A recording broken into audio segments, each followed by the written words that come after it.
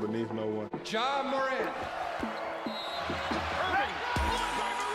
Stutter step in the lane, hangs, jam with a right hand. Oh, what a move by John Morant. Your first NBA contract. It's kind of took me back to draft day. Right now, make it hard on yourselves.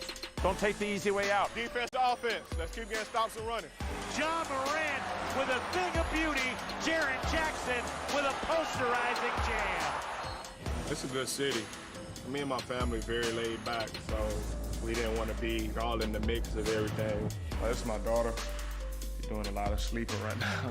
Don't sleep. He is the heavy favorite for Rookie of the Year. I fell in love with basketball from being around it with my family. I played with some of the older guys. I think this what made me tough, because he didn't allow me to call fouls. I was like, foul him all you want, just don't hurt him. My workouts was crazy. After every drill, you got to jump on the tires. Obviously paid off. Whoa! Morant trying to hammer one. This kid plays nothing like a rookie. What a ridiculous finish from John Morant! When I look in the mirror, I just see a dude who's been through a lot, faced a lot of adversity, but didn't give up. Splits, three, Hornet defenders. With 0.7 of a second to go. Let's go! The favorite for Rookie of the Year, smack dab in the middle of a quadruple header on MLK Day between NBA TV and TNT. Toronto and Atlanta here on the network. Then TNT has the Pelicans, Grizzlies, Lakers, Celtics, and the Warriors and Portland Trailblazers. And let's start with the Pelicans and Grizzlies. There figures to be lots of offense. During a 7-game win streak, the Grizzlies are one of the best offensive teams across the board in the NBA. Pelicans certainly put up points as well. What are you expecting out of those two when they get together? Much of the same. You see a lot of Brandon Ingram scoring the ball. Lonzo Ball's playing better. Memphis, Valanciunas has been dominating a little bit more inside. And, you know, obviously the play of the young rookie, Ja, exciting play, and Jaren Jackson Jr. So I think it's going to be a lot of fireworks on the offensive side. What's impressed you most about the Rook so far?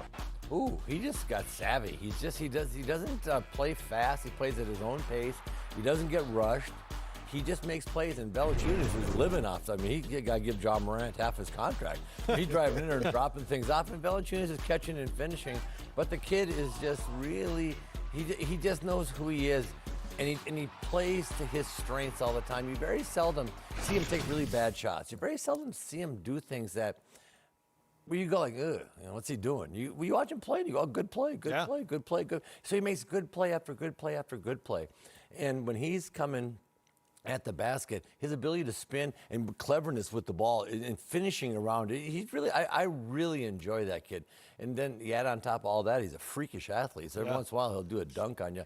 But that team's playing well. And, you know, Memphis is really overachieving from what I thought they would be, due to him mostly, I think. And he's got that something, man. And it's hard to put your finger on it, but when you see it, you know it. And he's got that little special it that when you're playing with him, Brian, you're running the wing a little harder. You're doing some stuff because he's going to make the right play. Plays like a guy who's been running a team for a really long time, among other things. Zion Williamson is expected to be back on Wednesday against the San Antonio Spurs. How does that affect Brandon Ingram, who's been on a little bit of a scoring tear here lately? Well, it affects my television viewing, so I got to watch that. I was planning on doing something else, but no. Wednesday night, you're telling me he's playing Wednesday, Matt. Yeah. Okay. Well, we think he's playing Wednesday. Well, there you go. They're targeting Wednesday. I got big plans on Wednesday, which I'm changing, so I just got to know. I really like him. I just think he doesn't hold the ball. You know, you look at Zion Williams, he just plays. And if Ingram will just go out there and play basketball, I think he'll be fine. I think the only time you really having problems when young teams, whose team is it, who's the man, and these egos get involved. If they just put their egos aside and just go play basketball, they could really be a fun team. Because Ingram's added strength, he doesn't look that much stronger, but he's absorbing now contact, and probably more used to the NBA too, you know, more used to getting into people's body and then shooting the ball off of some contact. But I've been impressed with him. His improvement has really been great. Getting Zion there should be fantastic. And those guys got to be looking at this like, hey, let's just be the really new dynamic duo. Let's see how good we can get. And they're both so young. So it's fun times in New Orleans right now. Speaking of offense, or in this case, offense, The world champs are on a tear offensively during a 3-game win streak. All right, I'll stop my Canadian accent. They're averaging over 130 points a game on nearly 57% shooting, just under 48% from three over the last 3 games. And some of that has to do with the fact that they're finally healthy again. Yeah, I mean, you know, you get Gasol back, you get Van Vliet. Siakam back, you know, and so now they're finding the rhythm. They have their pieces. And you know, and these guys, they all have championship pedigree. They've been here, they had it before. So, you know, they're finally starting to find that, and it's starting to show in their play, especially on the offensive side. Well, the Raptors meet a Hawks team that made a move last week to bring in former All-Star Jeff Teague back on the roster now, and this, guys, is one reason why. The Hawks are nearly 17 points per possessions better with Trae Young on the floor than they are off the floor. It's the biggest gap for a single player in the whole league. They're also about 9.5 points better defensively with Young off the floor, but that's another matter altogether. How important is it for a young team, regardless of the record, just to find some balance? And in this case, with Teague presumably coming off the bench, having a little more balanced attack all in all. Yeah, just trying to get better. I mean, you know, for young guys, and look at Trae Young put up unbelievable numbers. They've done spectacular things. But at a certain point, you got to win games too, and you got to learn how to win. And so, you know, he offensively is a tremendous player, but he's got to get better on the defensive end. And hopefully, Teague can come in and settle down a little bit. You know, Teague plays a little bit off the ball. So can Trae Young. Maybe they can play a little bit of 2-guard and just change up. You know, Collins has been good for him since he's been back. You know, just he's active. But they've got to start winning just more games and be competitive. And they got to. There's 2 things in this league: you can go play in this league, or you can win in this league. They're playing in the league, and everybody gets paid, and everybody gets everything, Brian. But winning in this league is way harder than playing in this league. If you have a little bit of talent, it's way easier to put up numbers than it is to put up wins. Winning consistently is hard, and they need to start winning more consistently with that. You have to also think that part of that move is just having a pro who's won at a fairly high level in Teague's case, just in the locker room and there to help mentor, even if it's just by playing when Trae's not in the game, in Jeff Teague. The league does it right. The Martin Luther King Jr. holiday is a celebration all over the NBA.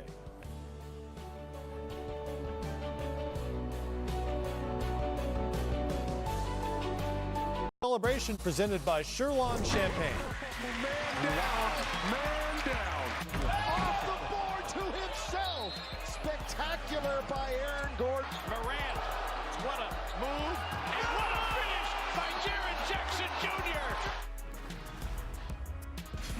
DeRozan back out, and here is the Johnson. Oh, boy.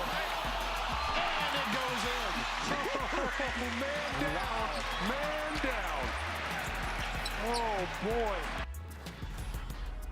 5 minutes of the third. Had the Lakers been able to do that, they would be either tied or off the board to himself.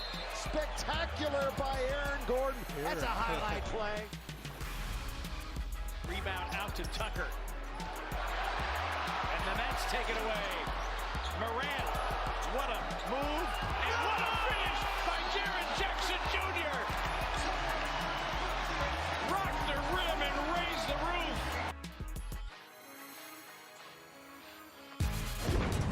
Getting good in Denver. It is late, and thanks to Domantas Sabonis, now it is tied.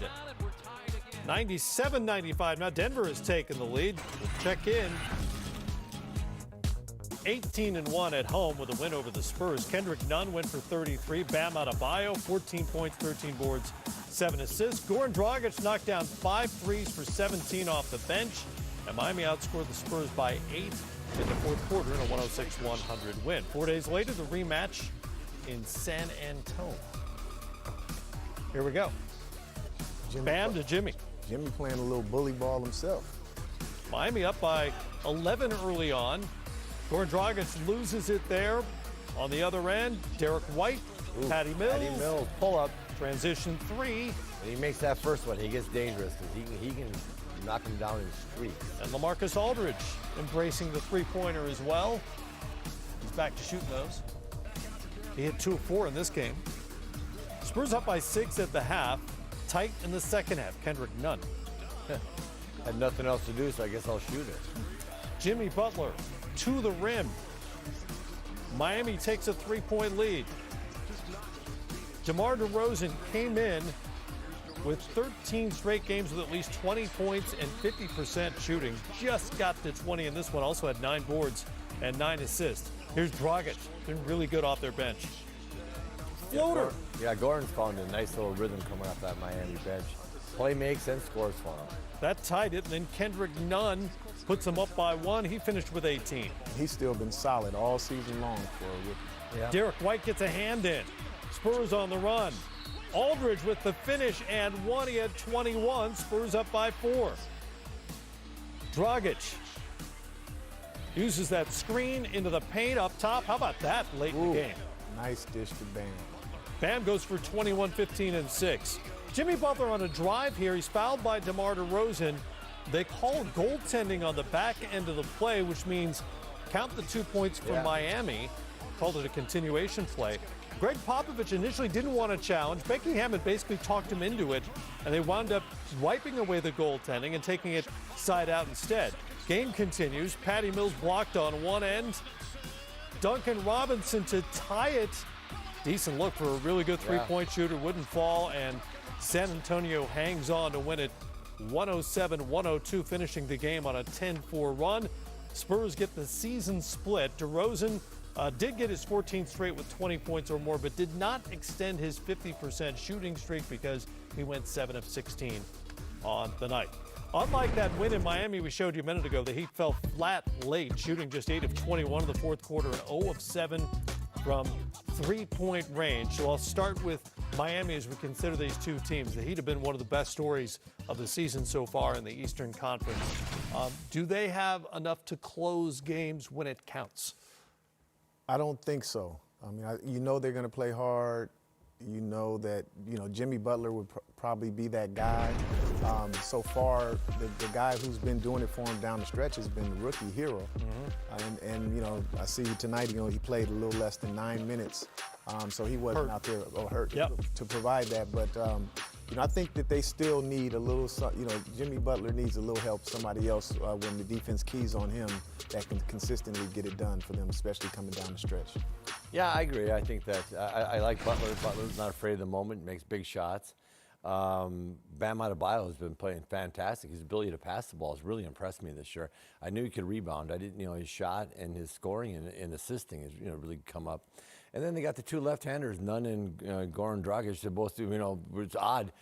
Two really good left-handers on the same team. You very seldom see that. And Justice Winslow coming off an injury, another one, yeah. Exactly. And so I like him because they're scrappy. They're going to fight you every single night. But boy, in playoffs, at times you need a couple guys just to get your buckets.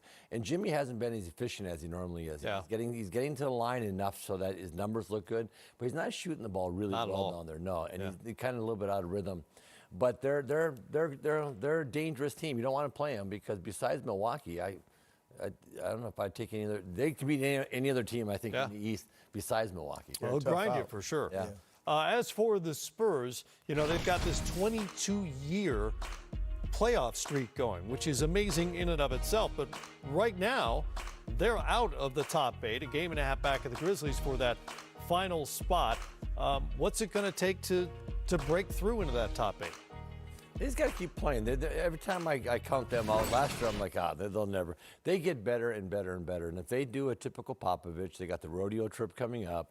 They're going to get on that trip, hopefully find some footing, come back, have a bunch of home games left, just because the way the season always works out for San Antonio. They have that long road swing, a lot of home games.